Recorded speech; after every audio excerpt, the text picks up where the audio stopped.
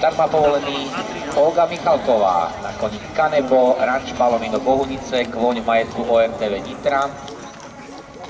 Výsledok z prvého kola 0 trestných bodov.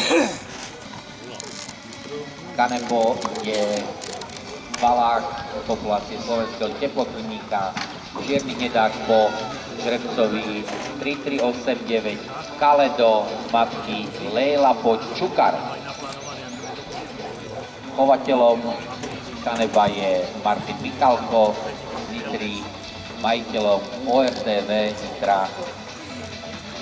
Pripraví sa Sobkovič, Zdeno Kuchár, Samuel Matejka, Patrik Eibner. Po Patrikovi Eibnerovi parkourmajster zdvihne prekážky o 5 cm, aby na tom istom parkoure mohli súťažiť 7-ročné kone.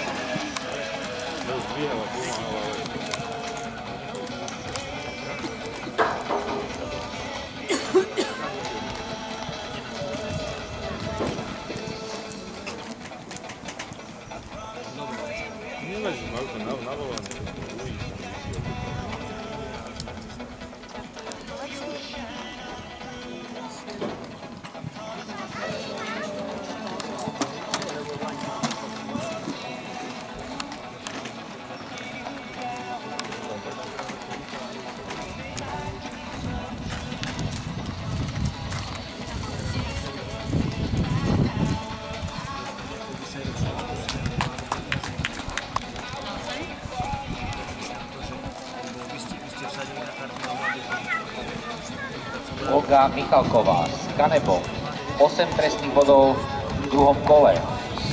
V čase